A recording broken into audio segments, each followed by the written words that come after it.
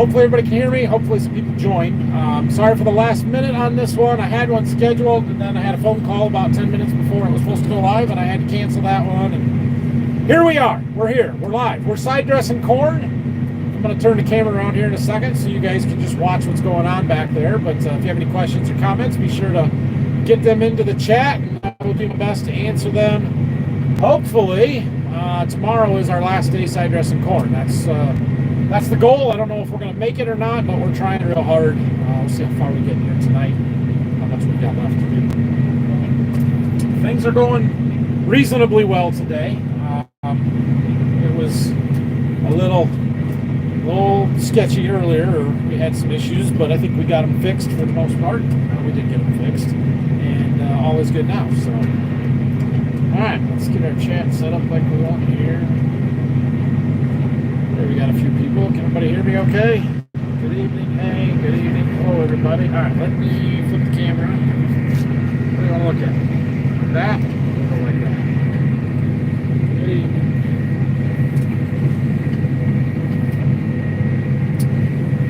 Alright, now we're getting a few people. Is there any traps for the groundhogs? No, I like, listen guys, I understand the traps probably work. It's probably the answer to that problem. I don't know that I'm the person that's going to go and do that. Yeah, it should happen. There's more likely to happen to try and poison them. Or actually, I've had a couple of people reach out to me about potentially going out doing some groundhog hunting. And more power to them. That's what I want to happen because I don't have the patience for it. It is what it is. It's a problem every year. The beans will grow out of it. In reality, it's almost always a pretty minor problem and not something worth putting much time and effort into. This year, the beans grew really slow, so they kind of got away from us. They got ahead of the beans. And the problem was worse, but no, I haven't bought any traps. Hi, Alex. Glad you made it. See any differences with the Infinity product yet? Good question. Where did I put that? That might be here. I should look at that. This was about the first time I've seen this corn since we planted under the dry and buy ones. I just haven't had the time to get down here to Berkey to look at stuff. No, the answer is no, but the answer is I haven't really looked. I'm pretty sure that was down here in Berkey. I'm trying to remember which fields, because I had some biopass from Anderson's that I used as well. Now, most of this corn looks decent down here. It's a little bit uneven in this field, but it's coming around at all. I'm not upset with any of it. So, alright. Doing a nice job, eh? Beautiful weather next week, looks like. Is it? I don't know. I thought it was supposed to rain for a few days here. Chances tomorrow and Saturday at least. With the track issues of recent, does this change your thoughts on an 8R replacement for possibly an 370 instead of an 8RT or an 8RX? I don't know. I haven't decided yet. One, that change isn't imminent, so I don't really have to decide super quick.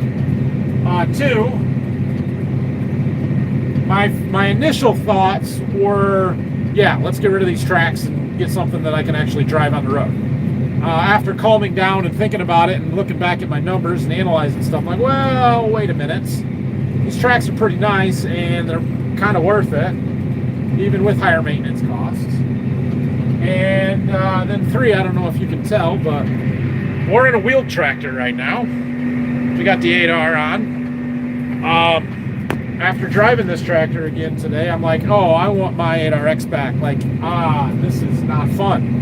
This anhydrous bar throws this tractor around like crazy compared to the 8RX. The stability is totally different. The ride quality, especially on the end rows going across the tracks from planting, is horrible in this tractor compared to the 8RX.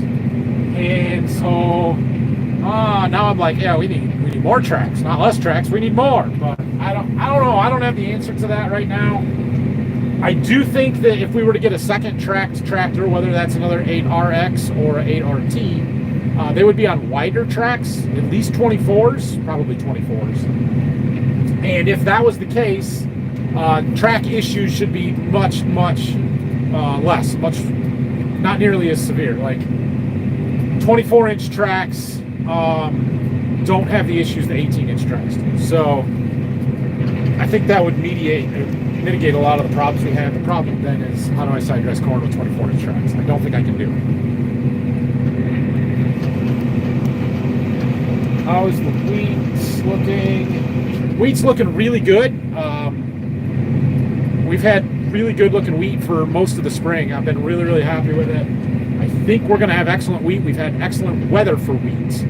I would like to have a little bit more sunshine, though it's been cool. We've had plenty of rain. Like, our wheat should be really good. We've had plenty of moisture to finish it at this point, so we just need the last little bit of sunshine to finish packing starch into those kernels. And it's possible our wheat crop is better this year than it was last year. Last year was the best wheat we ever had. So yeah, I'm pretty excited for that. It's not going to be as early, not going to be as early of a harvest as last year was, but I don't think it's going to be late. I'm looking at probably the 2nd, 3rd, 4th of July would be my guess. Somewhere in that ballpark is when we'll get started, but we'll see. You have the best farming videos. Thank you. Good evening. Hi. Oilers or Panthers? I really don't care. It's not that I don't care about hockey or watch hockey. I just don't really watch much hockey. I was kind of a Red Wings fan growing up, and they haven't been very good for the last few years, from what I understand. But, yeah. I mean, Florida doesn't seem like they should be able to play hockey there, so I'd probably say Oilers, just because it's Canada. They're supposed to play hockey. But the Canadians did beat us in the Three Nations Challenge or whatever it was for the All-Star stuff, and I'm bitter about it. So maybe go Florida. It doesn't matter. Must be dry. Dust is fine. Yeah, so we're down at our Berkey farm. We've had a little less rain here. It's been very dusty all day. I'm glad we have an east wind, because the dust was, or we were working by the housing subdivision earlier, and the dust was blowing it away from them and not towards them. So that's a good thing.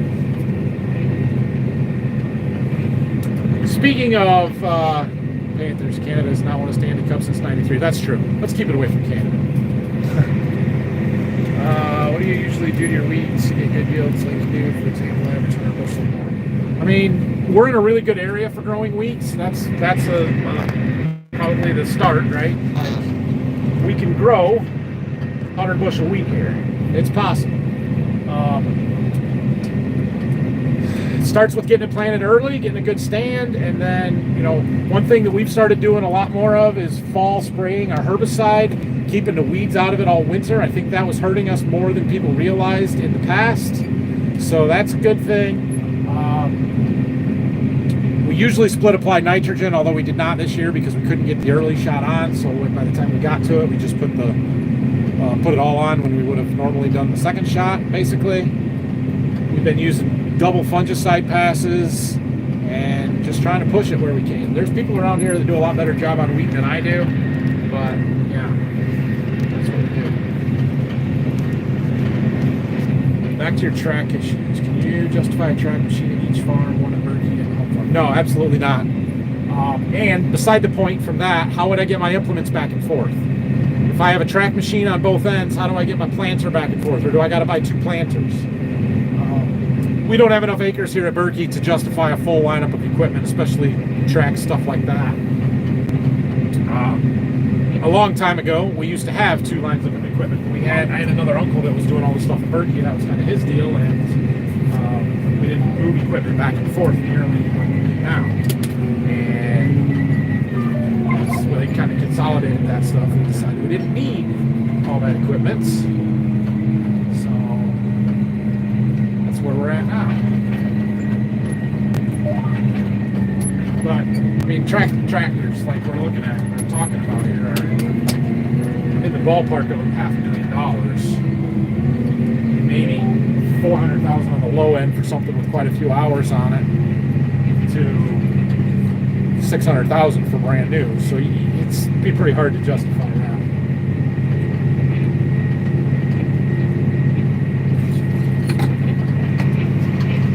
Can't wait to see your flyer drone. That'll be very interesting videos. I'm hoping I get this operating certificate any day now. I would have liked to do some of this V5 fungicide with it just to get some flight time under my belt, but I can't do it without that operating certificate. So, can you plant corn in concrete? I mean, not concrete, but sometimes our clay becomes like concrete, and I can plant through that. How fast? We are going 9 miles an hour.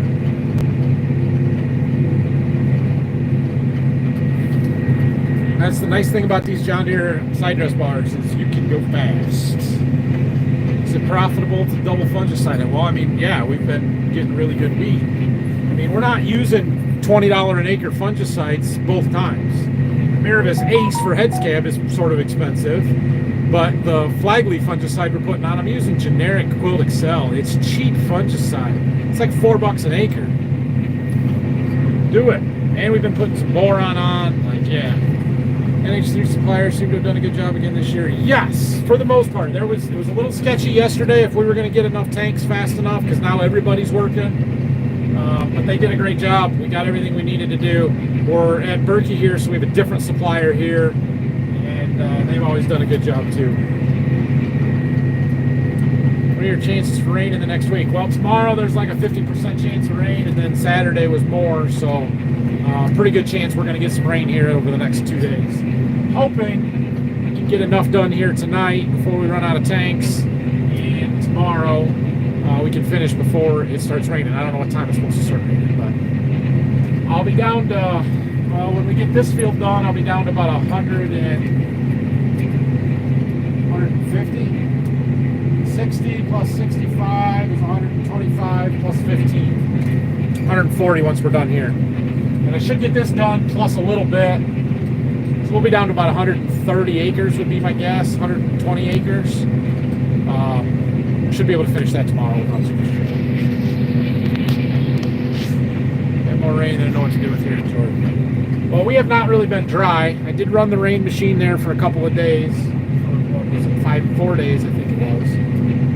I was tempted to start it up again today just to make it finish that first pass over the field, but I passed and decided not to do that because, especially back at Waldron, we have plenty of moisture yet, and with more rain coming over the next 2 days, like I was like, yeah, it's probably not a good idea to start that up right now.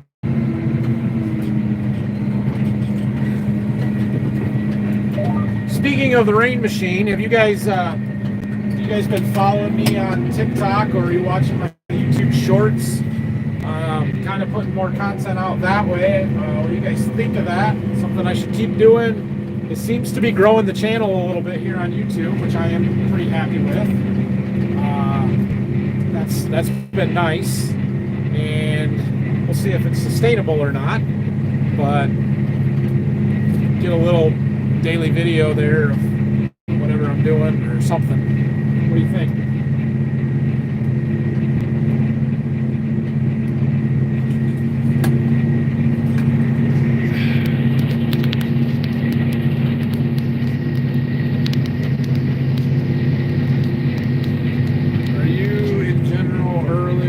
Compared to your neighbors? Usually we start before most other people. Now part of that is because I generally start planting before a lot of the neighbors do.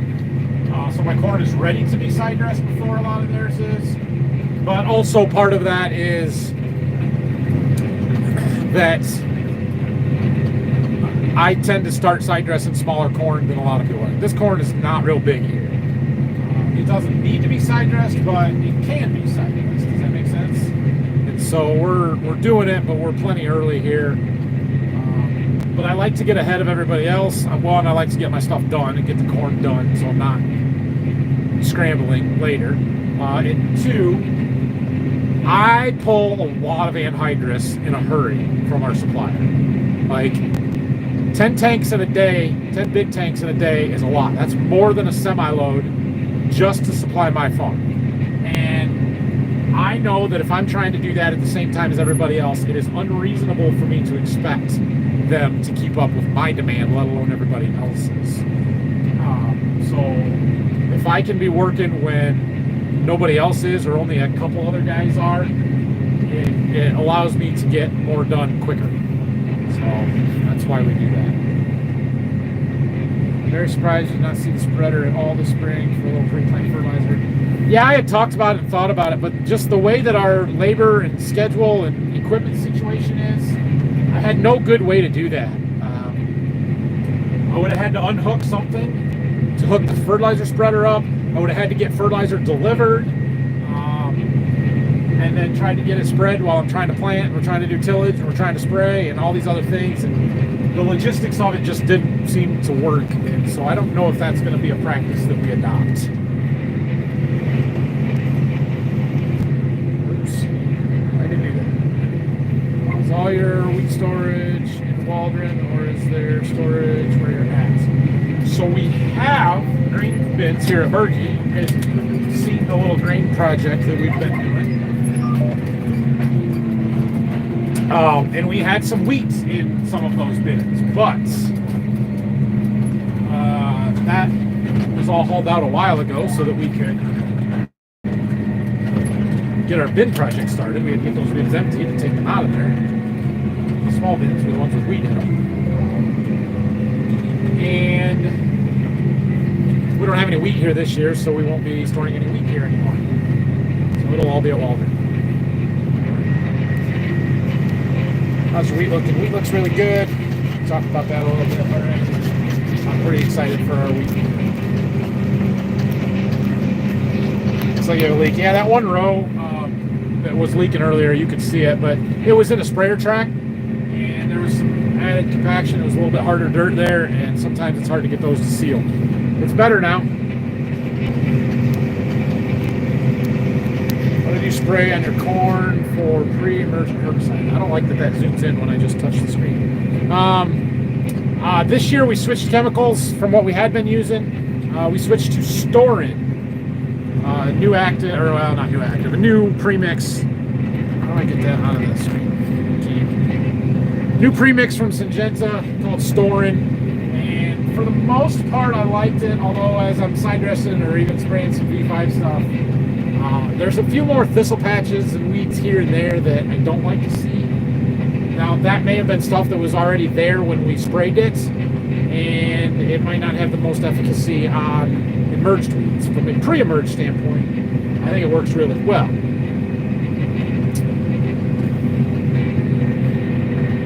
You like the shorts? Good. It's the 4020 originally from Berkey or Waldron. Well, it's originally from Berkey. So the home farm here at Berkey, where we're doing the grain project, that's where my grandpa lived. He bought that farm in 1956. In fact, you see this house right behind us over there, that building site there. That's the original homestead here that my great-grandfather bought back in 1926, I believe. I'm pretty sure that's right. We're coming up on 100 years. We don't own the house anymore, but we still own this farm.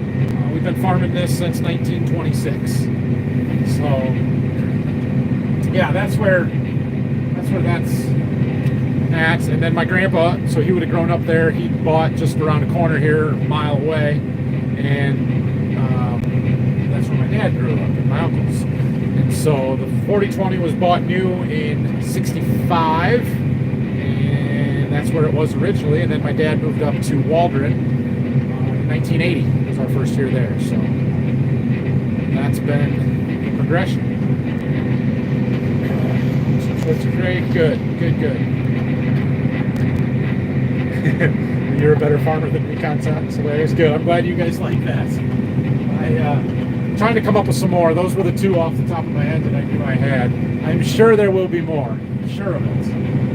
I was thinking about them all the time this spring, and I'm in the planner, and I'm like, I should be filming this. This should be a series. So I'll come up with them. My sister tells me I have to post every day on TikTok or a YouTube short.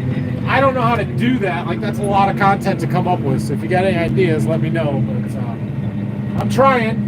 I put out a TikTok today that wasn't my best work, but it was something.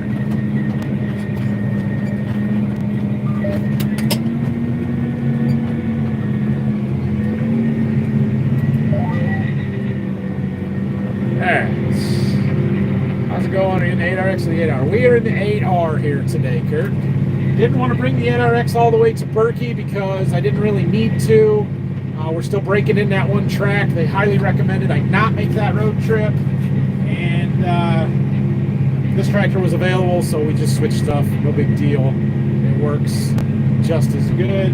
Well, I say that. It's not just as good, but it works okay. We ran this anhydrous bar on this tractor for several years before we bought the NRX, so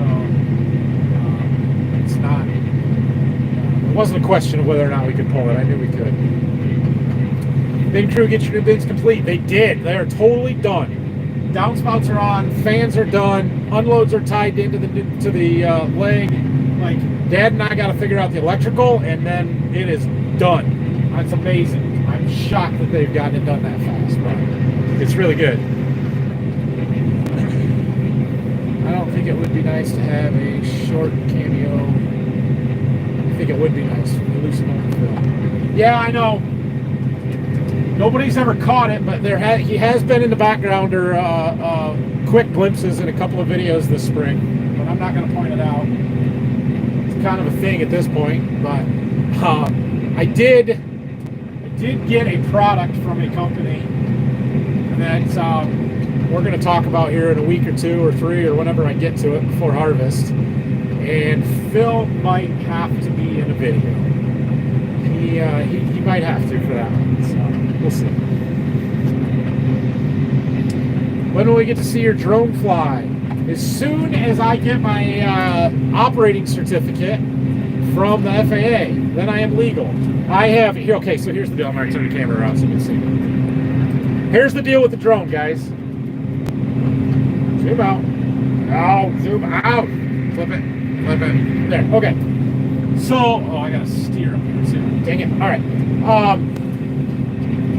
In order to legally fly a spray drone, I'm gonna make this into a video sometime too.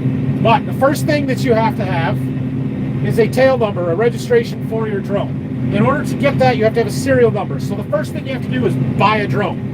I did that right before Thanksgiving. Because remember, we got a spray drone. Okay?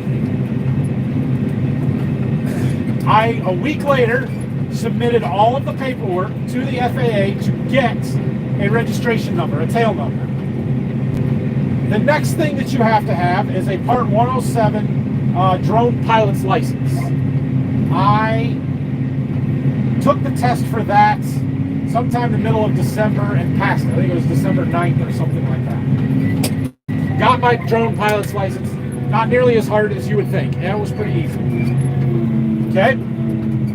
So now I'm licensed, and I'm waiting on a tail number to come. This tractor doesn't turn. That's just part of why I don't like it. Its turning radius is horrible. All right, 1, 2, 3, 4, 5.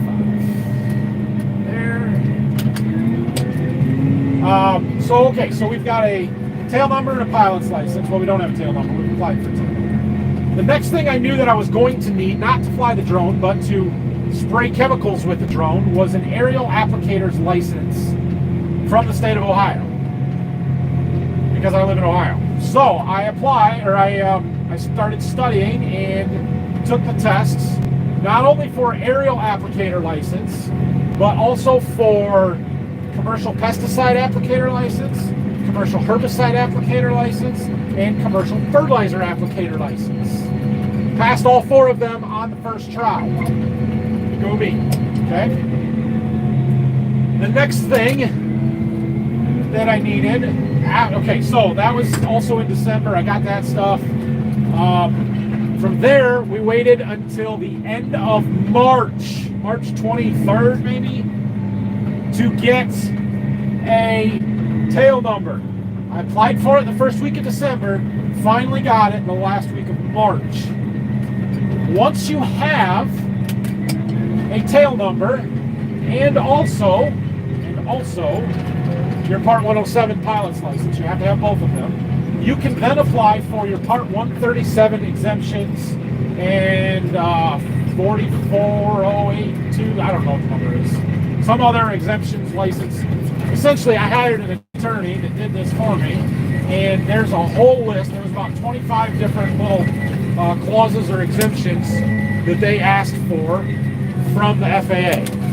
I just refer to it as the Part 137 because that's part of what it is. There's a lot more to it than that, but that's basically what it is. Okay.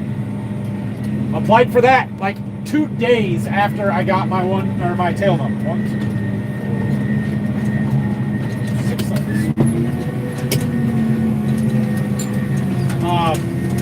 That is what I got last week, I think it was, finally. So applied for it at the end of March, finally got it the first week of June. Maybe it was the last day of May, something like that. But it took forever. Okay?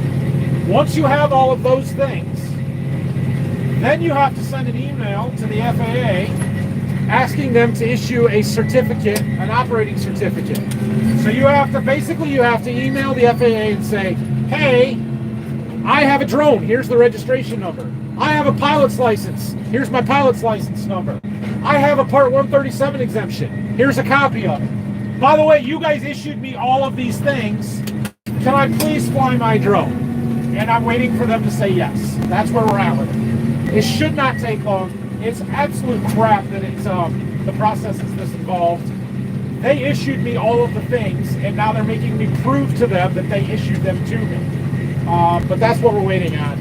And as soon as I get that operating certificate, then I am legal to fly it, and I will show you guys as we figure it out. It's going to be a little bit of a learning curve, I am sure, but we will figure it out. So that's where we're at with that. All right, we got one more pass on these ends. And then back to auto steer, and I can talk about it. I picked the wrong time to go on the FAA ramp. Hey, those rows crooked. You guys see those crooked rows? Gosh, dang planner operators, what's that going on?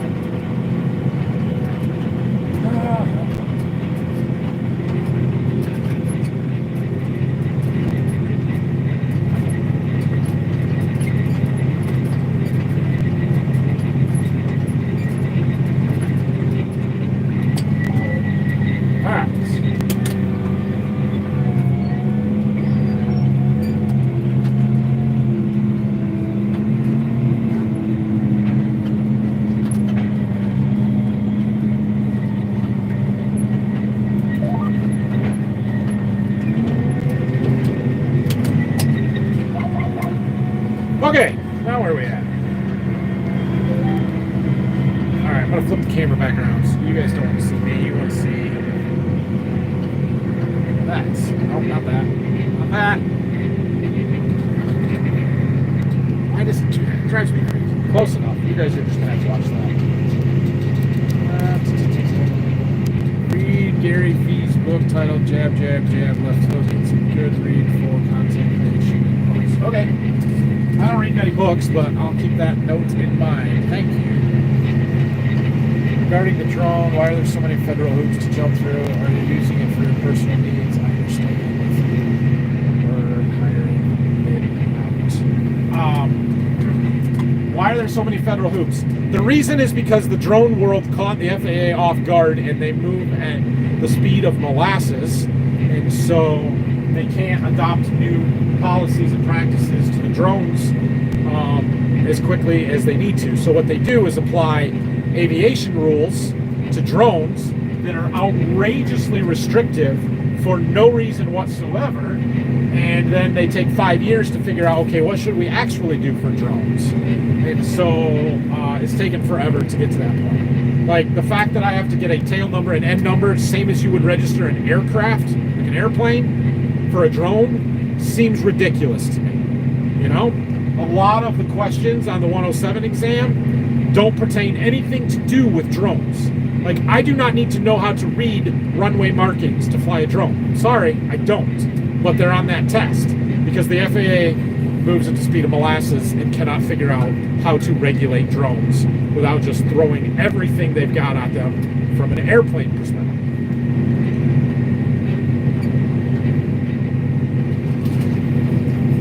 So we jump through their hoops, and that's the way it is. You're saying the 8R gets pushed around by the bar on side dressing. I can see it now just watching the stream. That bar must weigh a ton or some tractor. Yeah, it does. And I mean, I don't know how heavy the bar is. It's kind of the way that it's hooked up. And part of the issue, I think, on this tractor is that my sway blocks on the 3-point hitch or the 2-point arms are set a little too narrow, and there's just a little bit of side-to-side play on those arms. And so when it hits from one side to the other, it really moves this tractor. That and the ends being rough here with tires instead of tracks, and that lack of stability, it's very noticeable. Very noticeable.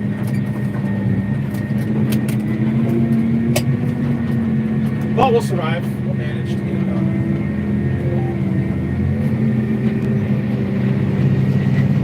We've all seen Phil in the videos.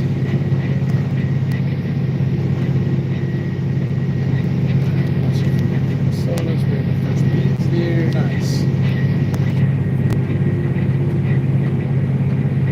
Came over and sprayed your lawn for it. Nice, yeah. I've been debating whether or not I should be spraying fungicide and insecticide on my wife's pumpkins with it. I think I could do it. What do you pay for that tank of ammonia? Honestly, I have no idea what the price is right now. It doesn't matter. I'm going to use it, so I'm going to pay for it. We prepaid for the stuff back at Waldron. We did not prepay for the stuff here at Bergen. So I couldn't tell you what the price is right now. Like I said, it doesn't matter. I could guess that we're, I don't know if it's 800 bucks a ton or 750 last I knew. Last year we were in the 600 range. I think it's more expensive this year. But it's about 3 tons per tank, a little under that. So if it was 750, what's that, 2250 times 3? Yeah. A little over $2,000 a tank, about what it costs. How much money did it cost to get all your drone licenses? So it's not super expensive. The most expensive part is to get the FAA Part 107 test. I think that was $175 to take that test. My state of Ohio Department of Ag applicator tests were free. I can take those. I don't have to pay for those. I got to pay like 35 bucks to get my license renewed once a year. Initial aircraft registration was $5. The exemptions are free. It cost me $1,500 to hire an attorney to fill out all the paperwork. So, yeah, that's what it costs. How long are your drone licenses and certifications good for? You have to update after so much time. Good question. So I'm pretty sure the aircraft registration is valid for at least 5 years. For 5 years, I'm pretty sure that's right. The exemptions, as far as I know, are permanent. But I should probably read up on that. The drone, the Part 107 license, I'm not sure. I don't know if that's like a 3-year deal or I'm not sure on that. And then the applicators licenses are, there's a 3-year, you have to renew it every year, but you have 3 years to get enough credits to recertify without retaking the exams. So I can go to meetings, I can go to classes, different events where they give you applicator credits or recertification credits. And if I get enough of them before it's time to renew in 3 years, I don't have to retake the exams. Kind of a continuing education type of thing. I know you guys are probably happy you made it through a season with the 9R. Yeah, I am happy with that. It's moved the 9R down the priority list a little bit now that it's running good. We still have some upgrades we need to make, but I don't know if the 9R is at the top of that list anymore. Since you have the drone, will you still hire the guy to spray corn when it's tasseled out? No, that's the reason we bought it, was so that I can spray all the tasseled corn. Now I could see a scenario where I do hire him to do some of it at least, but the idea is that I'm going to do it all myself. We'll see if that happens. Am I live? Are you guys, is that it? We're live? Cool.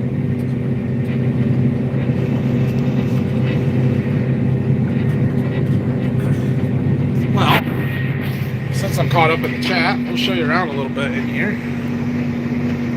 Where are we at? 34 minutes. That's not too bad. There. Great strawberry pie. Hey, thanks, Alan. I made another one last night. Yeah, last night I made another strawberry pie, so it's in my fridge waiting for me when I get home. So we are running our 8R here, so our monitor setup is a little bit different. We're running it's the GS3 command center. Oh, our tank's about empty. On our armrest instead of the Gen 4 monitor. So we are running everything through the Gen 5 or the G5 display over here. G5 Plus Universal is what it's called. It's a really nice display. Works pretty well. It's a little hard to get the layout and stuff set up how I wanted it. It's fine. I'm only doing 280 acres. It's not like I got to spend a bunch of time in here. So, yeah, we've got our monitor system for the anhydrous applicator. We've got our guidance. I've just got that map so that I can see a map. My acres counter isn't working because somehow I got this set up wrong. Anybody in here an expert with Gen 5 monitors, G5 monitors? Because I tried to send a work plan, but when I set this up, I have 2 different applications here, and I cannot delete one of them. It's like one of them is from the rate controller, and another one is just there, and I don't know how to get rid of it. And so it's documented, it's doing everything like it's supposed to, but that second application isn't recording anything. And so it just says 0 acres, and I can't change that to the other application that's on there, which is one thing that frustrates the crap out of me with these Gen 4 and G5 monitors and displays, is that when I put a work totals box up, I can't pick what total I want it to show me there. Like if I click on this, it takes me to this page, and it shows me. So here's the one application where we've done 0 acres. Here's the other one. We've done 42.17, and we've got remaining. And at, like, why can't I pick what that box shows off of that other screen? Wouldn't that make more sense? It would make more sense to me. So anyway, there's that one. That's about it. This is for the bean planter. We don't need that in here anymore. We got a radio. I heard some people talking about where they were going to stop for lunch earlier today or something like that. You know, we just... yeah, keep her moving. All right, let's just get back to our chat. Put you guys up here. I'm gonna have to keep an eye on my display here a little bit closer. I'll take some of this. Okay.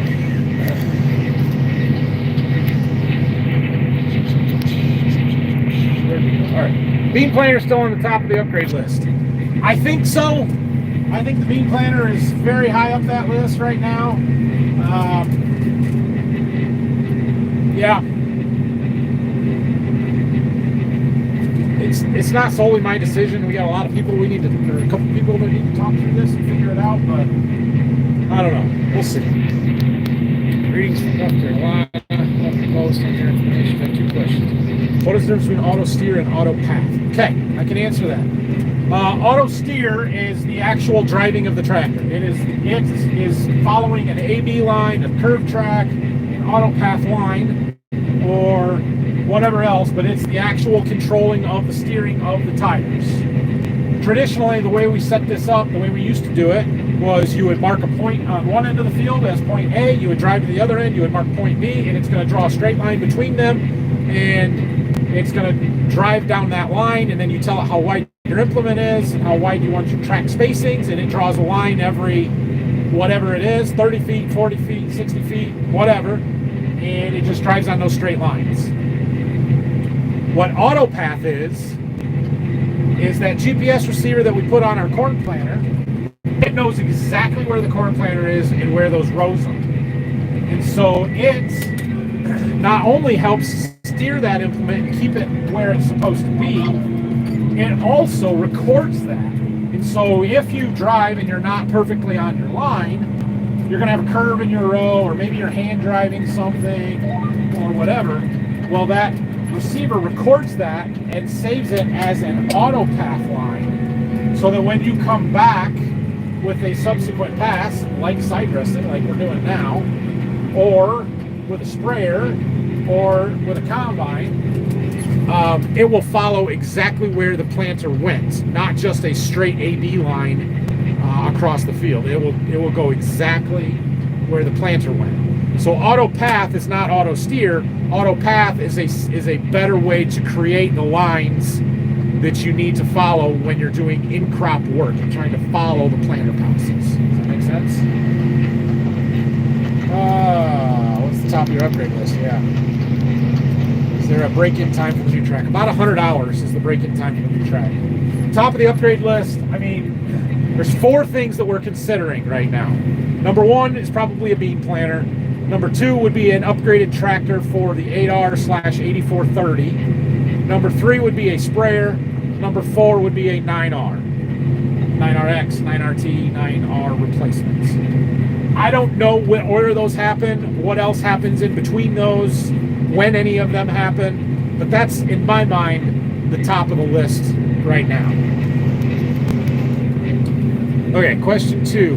Would AutoPath make planting into strip till easier? Yes, because AutoPath can be made whatever your initial source pass over the field is. And so for us, it's planting because that creates the rows. But if you were going to strip till and then plant into those same exact strips that you strip till, well, then your strip till is your source pass. And so you would make your AutoPath files from the strip till. You would follow those AutoPath lines with the planter, the side dress, with the sprayer, with the combine, with whatever else, as long as you have the equipment capable. All right, our tank is empty.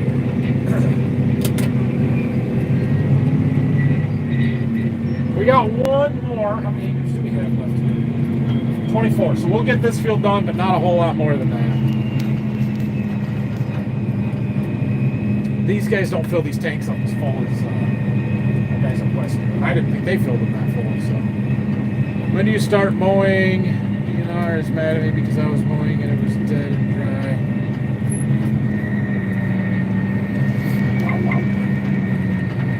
Okay. We will start mowing soon. Our mowing tractors are both here at Berkey. The 7520 and the 4440 are here. So it's hard to mow when we don't have a tractor.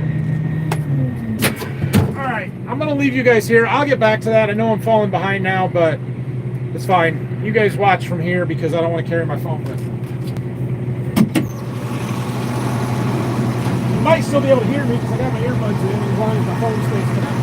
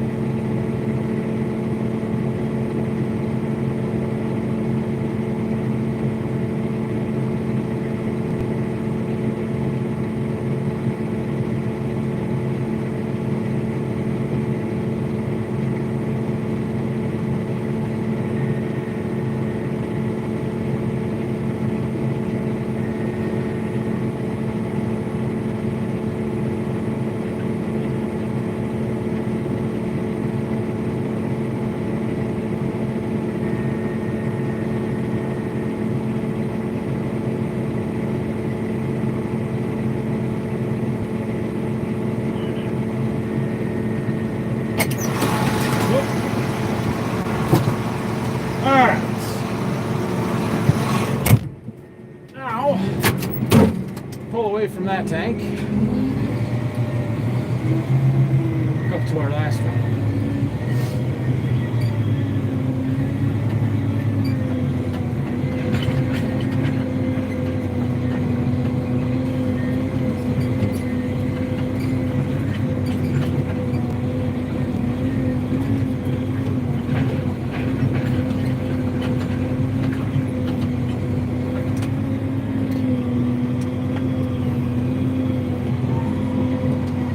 I don't know about from your perspective,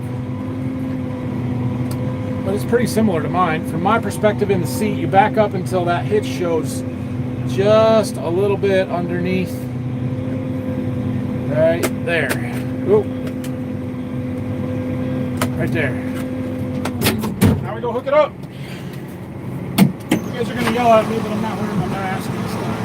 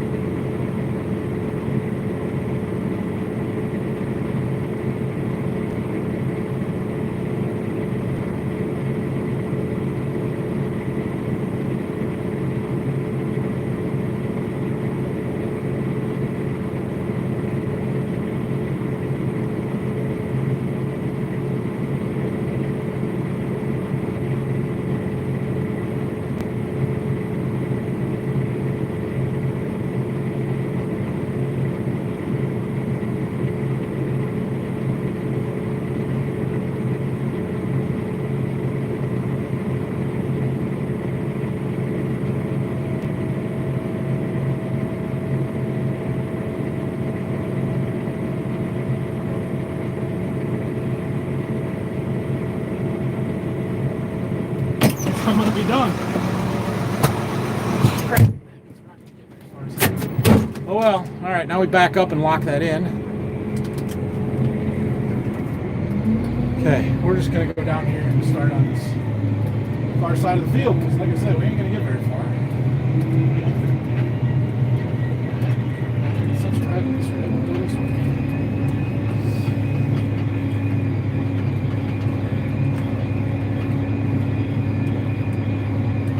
Alright, so I know we were talking about mowing. Yeah, we need to get some mowing done.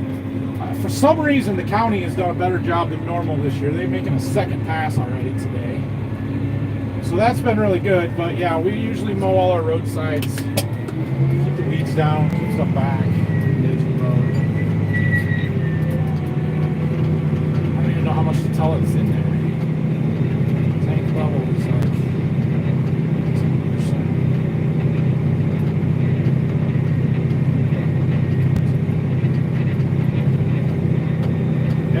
Maybe make a round or two is all probably. How's baseball season going? Pretty good. I would say we're about a 500 team. The boys are. They're having fun. They're doing well. Both of them got asked to be on the All-Star team, which I'm not sure what the qualifications were. But so we got another tournament a couple weekends after our boys are done. They've got game next week, and then the tournament is the following week, not this weekend, but next weekend. So we're almost done with the normal season. I got 94, we got tons of rain. Yeah. Well, we're right off 80-90, so. Get growing up fast, this is. Thanks. Yeah, Ryland spent most of the afternoon with me. It was nice to have him hanging out. We still use a lot of AB lines, don't let them fool you. But there are better ways to do it now. I don't know if you did your tissue sequence. I have not pulled any tissue sequence yet.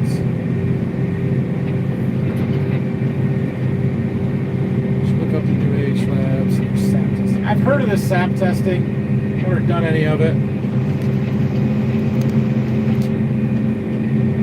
Yeah, I've heard of that. Honestly, it's something that I would have to talk to my crop consultant. And if it's something they know about or are willing to help me with, then maybe we would do that. If not, then we're probably just going to keep tissue testing.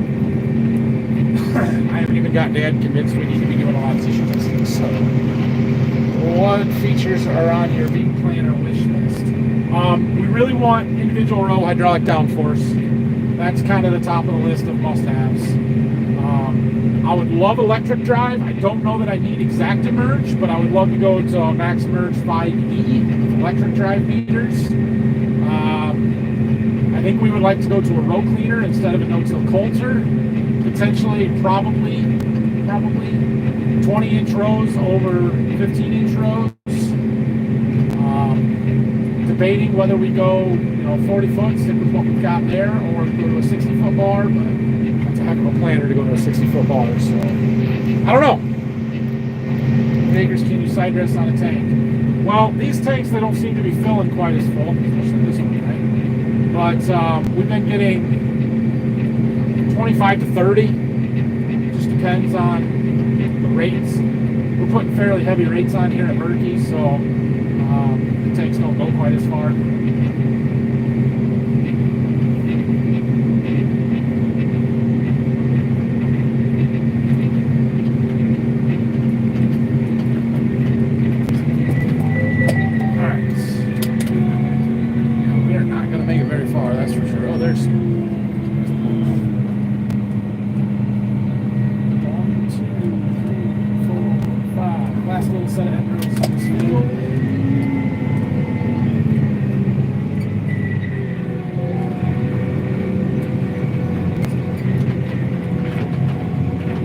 They weighed this tank out. Now I'm starting to wonder if I should have even hooked onto it. I didn't think about that. You would have noticed that it was empty when he got on the scale. Because that's how they tell, right? Weigh it out, and weigh it back in. And if he got a scale receipt with 2,000 pounds on it, well, it would have been probably 6,000 when they're normally 10. 5, I don't think he would have noticed. noticed that. You should have known this tank was not ready for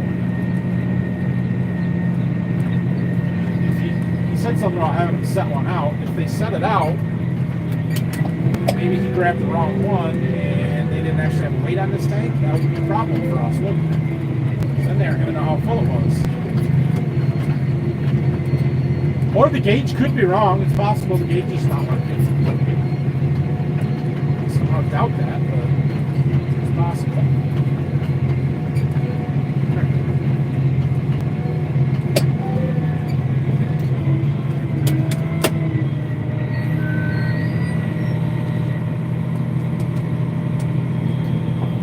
Is there another field that would be a good place to put a rain? Big, not square, that you would consider another rain in the next 3 to 5 years? I mean, potentially, the next most likely field for us to irrigate actually probably would work better with a pivot. So we'd probably lean that way, but I don't really know at this point. It's hard to say for sure.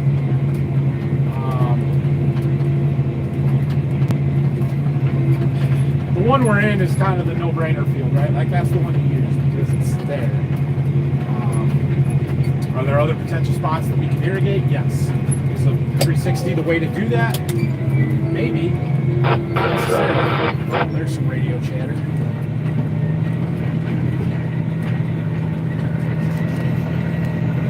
Morning and hydrous tanks, just propane tanks. No, not exactly. They're different than propane tanks in that they have a liquid withdrawal tube and not a vapor withdrawal. The valves are different, but the tanks are essentially the same, yes. But they are rated different.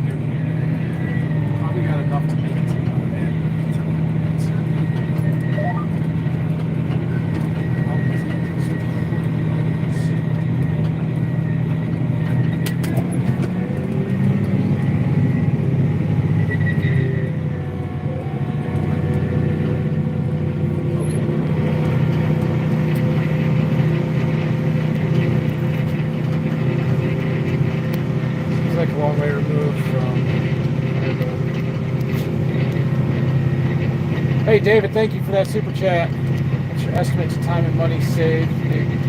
Strip farm. Oh, I have no idea. No, there wouldn't be time savings. It would cost me time. That would be a way slower process than what we're doing now. That's part of the holdup is that Dad's not going to run a strip till bar.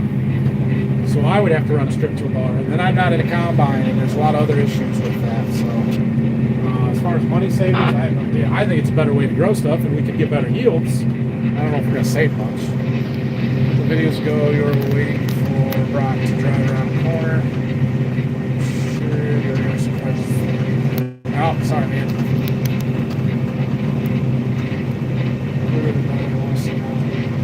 I have not ever been there. Nice. Yeah, first time I've seen you live. Hey, thanks for joining. Basically identity. I haven't seen what he's got, but yeah, a DB60 36 row 20-inch planter. It'd be a nice planter.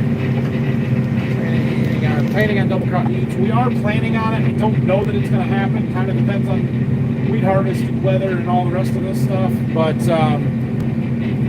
yeah, if I get that opportunity, we'll put maybe 100 acres or so in.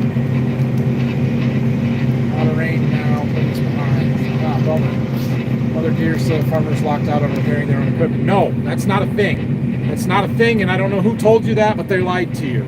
Right to repair is total BS if you ask me. It's not a thing. I can work on all my own equipment. There's things that I can't do, but there are things that I would never even attempt to do. But you know what deer locked people out from doing? They locked them out from reprogramming computers that would disable the emissions equipment. That's what deer did. That's what Right to Repair is all about. It's about people complaining that they can't delete the emissions equipment off of their equipment.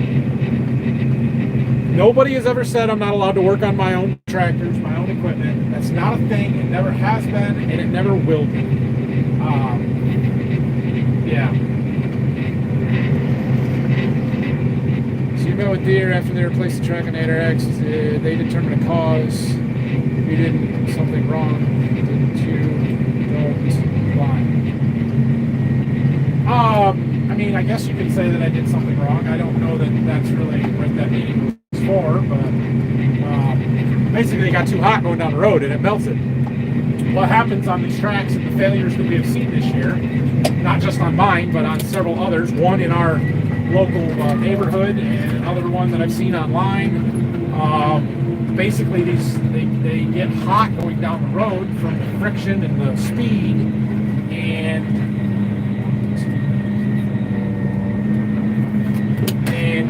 eventually the rubber inside the track gets way hotter than the rubber on the outside of the track, and it gets to a plastic state or a melted state, not liquid, but soft enough that the cables inside of it can move. Once those cables inside of it lose tension, then all of a sudden they're not in the right spot, and it basically starts coming apart from there. And so a lot of times the failures don't happen super quick. They kind of melt and then the cables move, and then they're doomed, but they may still run another 100 hours or something before the failure shows up, which is what happened to the one online, I think, that I saw. In my case, I think it was all in just that one long trip. Basically, I've been stopping once on the trip between Waldron and Berkey and Talcott and letting stuff cool down, and that's not enough. They want me to stop 3 times on that trip. So yeah, I did something wrong in not stopping enough, but it wasn't really my fault. I mean, I, for the most part, followed the directions. I kept my speed down.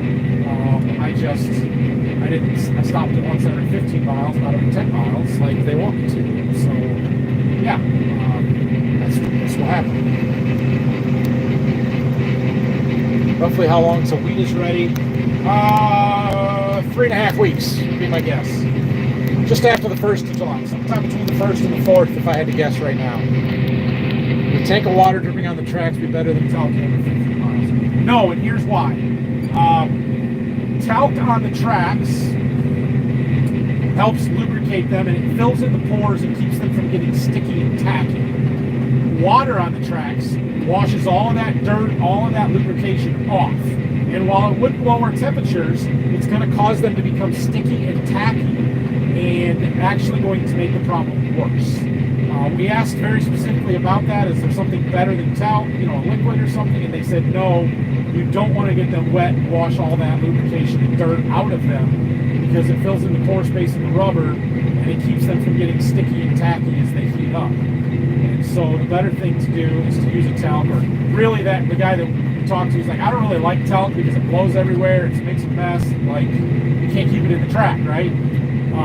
He prefers kitty litter or oil dry or just dirt, like clay-based dirt. And so we'll probably start doing more of that. I've done some oil dry before, but yeah, the idea here is not to keep it cool by keeping liquid or something like that on it. It's to keep them lubricated and to allow them to cool down internally so that they don't keep building up heat. It doesn't just keep escalating. So that's kind of where that sits. I don't know what the right answer is there. Alright, so this tank should be empty by now according to what was on the gauge, but it's not. So maybe the gauge is wrong and I'm going to get this done. I really don't know what the deal is here. It's going to make me watch my monitor really close because I don't want to do 2 rounds and not have any anhydrous. We do run it.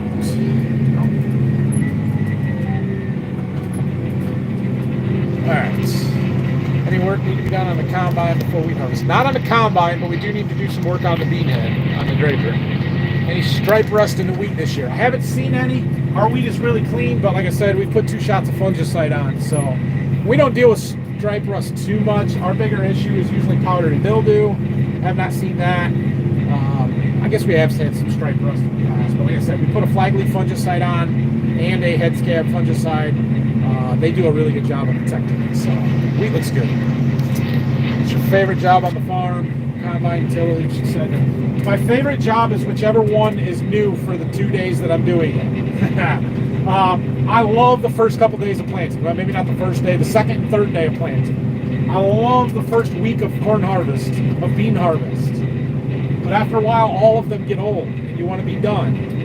And all of them are fun and exciting in their own right. Anhydrous isn't my favorite thing to do,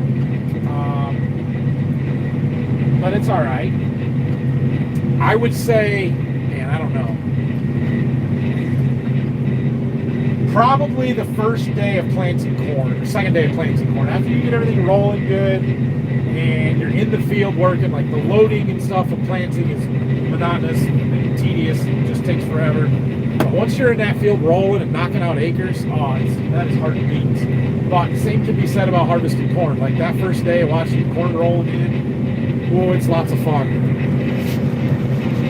Of course, they placed a good portion of the blame on me for the track, and the blame they dodged. They treated me very fairly, more fair than I thought they would. I am not going to complain. I thought the dealer did an excellent job. I appreciate John Deere standing behind stuff. They basically said, you did some things wrong. We've done some things wrong. We don't have all the proper labeling and the messaging that was provided when we bought the tractor wasn't necessarily the best advice. And so they recognized that just as much as they recognized that I probably drove too long, too fast on the road. It wasn't so much too fast, it was just too long without stopping for it. So I'm happy with the settlement that we had.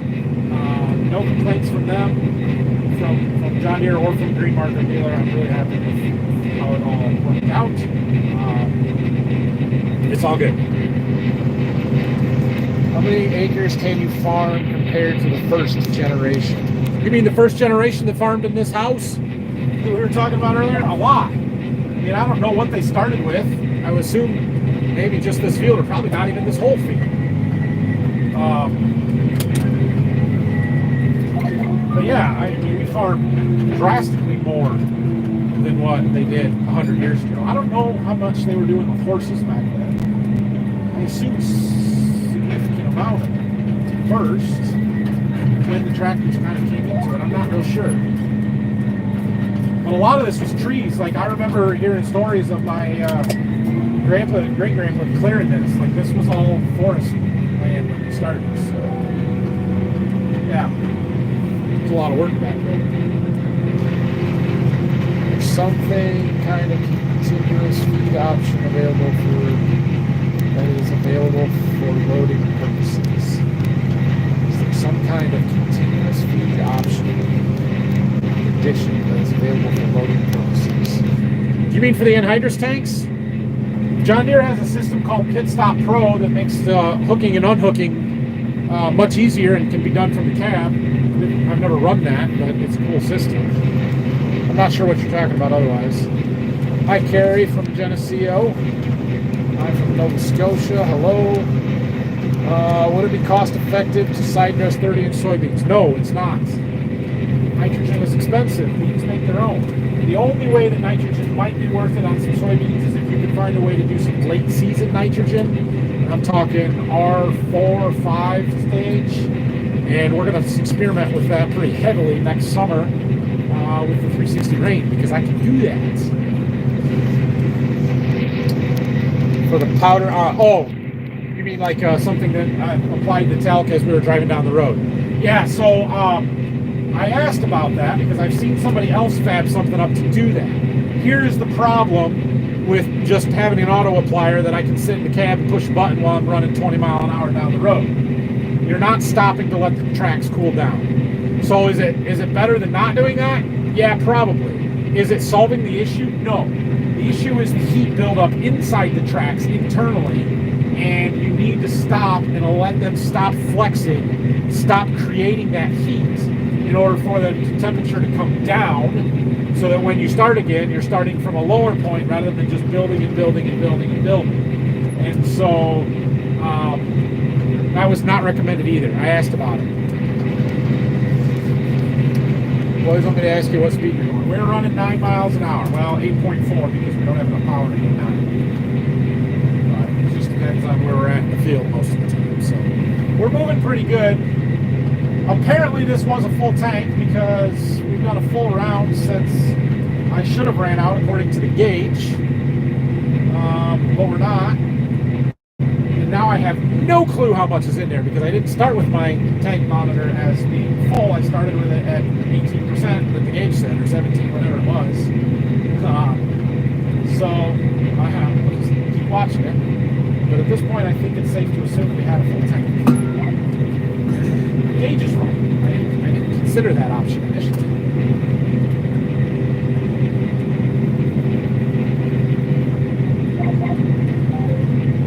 Either way, we don't have a ton left to do here.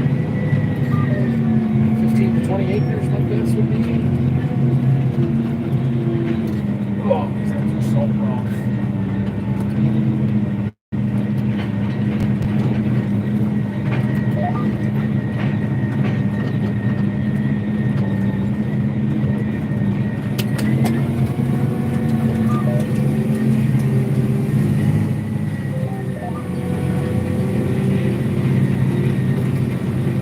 Okay. How much does a 360 rain cost? Yeah, I'm not gonna put that information out there. I don't know if the cost that we paid for ours a year ago is the same as what it would cost today. And it's not really my place. There's a lot of differences in some of the systems as far as what size, a 60-foot or an 80-foot machine, are you getting a manure machine or just a water machine like ours is, the skid, the pumps. There's so many variables and stuff. There's a lot of factors in there. They're not cheap. They're more than a pivot. But depending on how many pivots you need, where you need them, how much piping and plumbing and electrical and everything else you need to service those pivots, a rain machine might do a field cheaper than what you could do it with pivots, which is what our case was, I'm pretty sure. I didn't price a pivot, so I really don't know that, but I got a pretty good idea.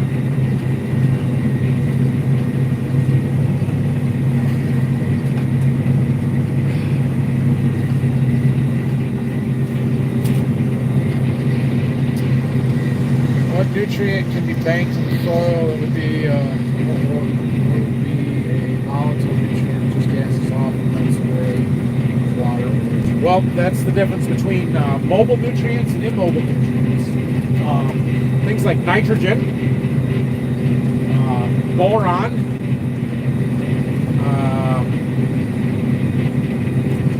sulfur, those are mobile nutrients. They will move with water in the soil. So that's why when we spread fertilizer in the fall, we don't really factor that nitrogen into what our crop would have available in the spring. It's also why you cannot build soil nitrogen levels or soil boron levels or sulfur levels. And those are nutrients that we need to be applying every year to our crops in order to provide them what they need. Now, things like phosphorus, potassium, zinc, those are immobile nutrients. They don't move in the soil. They bind to the soil particles, not to the water, and so you can kind of bank those and build those levels over time. It's going to cost you a lot of money. It's expensive, but you can do it. Phosphorus or potassium, potash in the soil is like money in the bank. You can build those levels, kind of bank it for when you need it later on if you have good enough levels. When prices get too high, you don't want to pay for it. So when phosphorus and potassium is cheap, you should put on a bunch.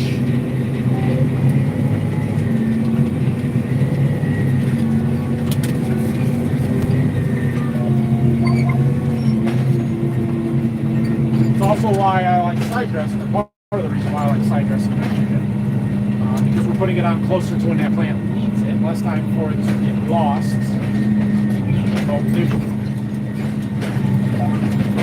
Rough.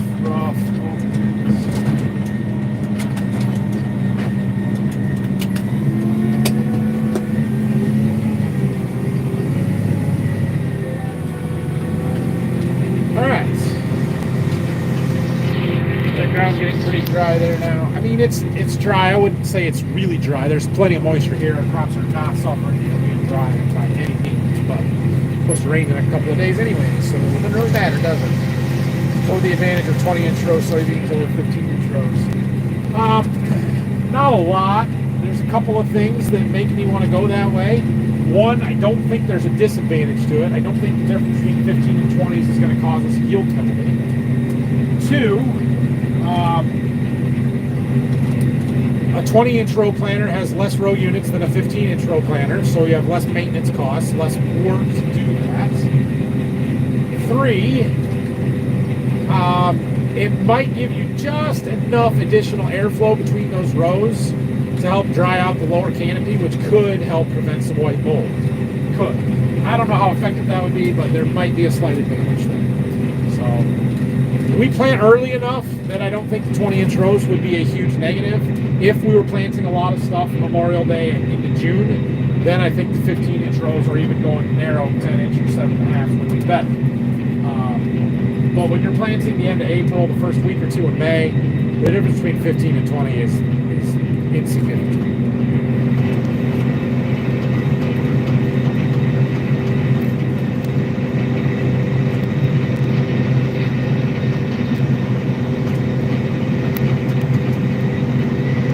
How would I ever know if I could mix up machine for cans for price? Well, you could ask a dealer for a price.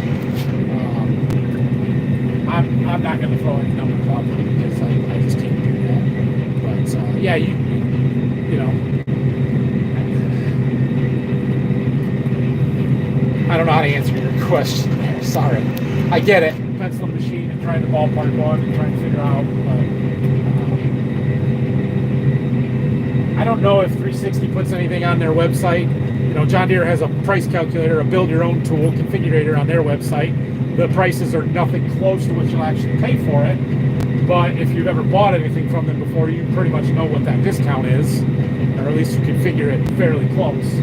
I don't know if 360 throws out a list price number anywhere or not, but I'm not going to be the one to do it.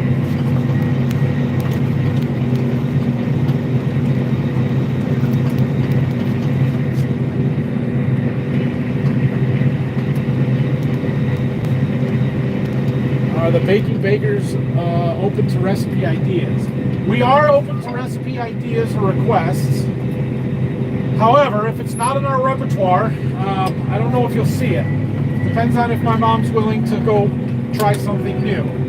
Somebody did send her a very nice letter with some family recipes in it last week. That was very, very nice. She was excited to get some fan mail. So that was really cool. It's going pretty good over there. If you didn't see the last one, it was strawberry pie, and it was freaking delicious. I was supposed to post a video today, but I did not get it edited in time. I have the content. It's on my phone. I got to do that editing. Hopefully, I'll get it out tomorrow. Mom made rhubarb tarts, something, I don't know. But yeah, so that one's coming, and then I'm really hoping this weekend we're making strawberry jam. That's my plan, and we'll have strawberry jam for next week. That's the one I'm really excited for.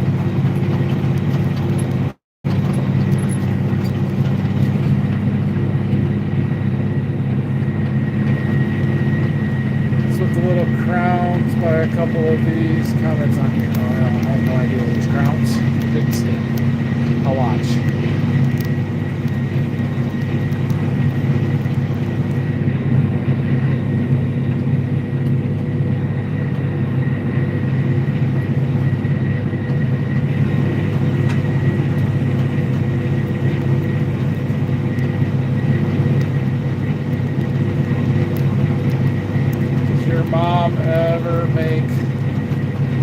This, I don't know what that is. I'm going to say no because I have no idea what that is. Sorry, man. Really? What is this?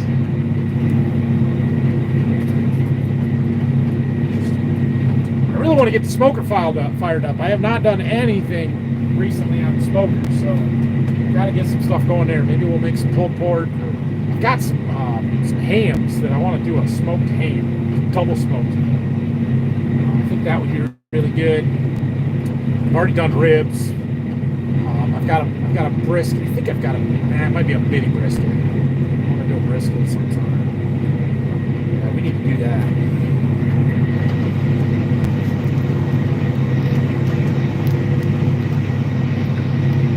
Did you just 2 to 300,000 ballpark? I thought that said 500 at first. I thought you said 2 to 500,000. I'm like, okay, yeah, it's probably in that ballpark somewhere.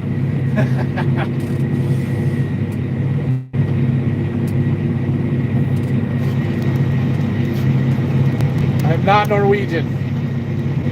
That's why I'm not familiar with it. Potato flour tortilla. Got it. All right, thanks, guys. All right, well, we are an hour and 17 into this. I've got still got gas in the tank, so it's clearly a full tank. We just got about 3 rounds to go here to fill in our gap, and then we're going to be about out of hydrants. Phil's waiting for me in the end of the field over there. He's over there. He's over there. Here, I'll even zoom in. Jason through the window. He's over there by those tanks. He moved my empties out of the field.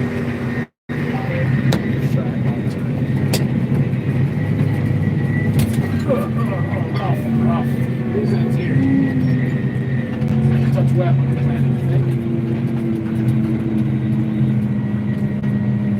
Neighbor's bean field looks really good.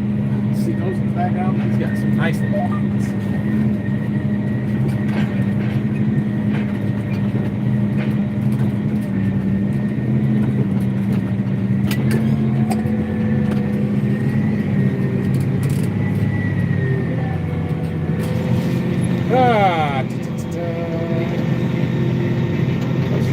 Ever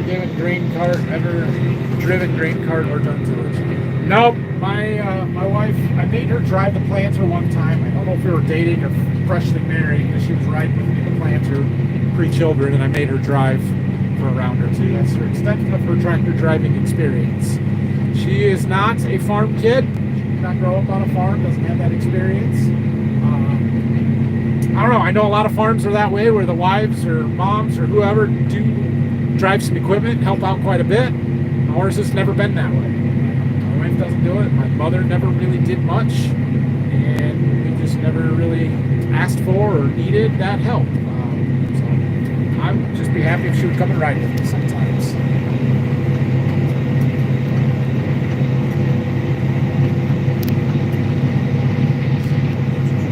So information time, you're welcome. Thank you.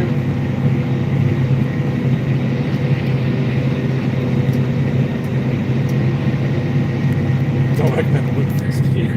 That I can agree on. All right, guys, thanks for watching this one. Have a great rest of your night. If you haven't checked out the TikTok or the YouTube Shorts, the YouTube Shorts are generally just TikToks posted a day or an hour or whatever later. So you're not really missing anything if you're not over there on TikTok, but it's usually first over there. I'm going to try and keep up with that the best that I can. Thank you guys for following along.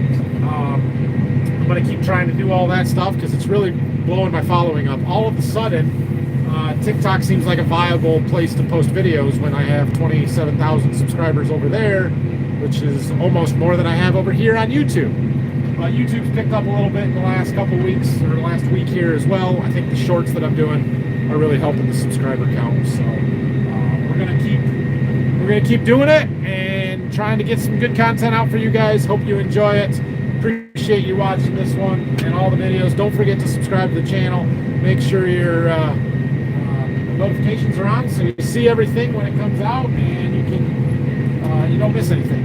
If you haven't gone over to Farm Focus yet, got yourself a Motorview Farm shirt, hoodie, hat, whatever else we've got over there. I need to update some stuff probably, but I haven't heard much from the Farm Focus people for a while, so I should check it. Anyway, appreciate you guys. Thanks for tuning in. We'll see you in the morning with today's video.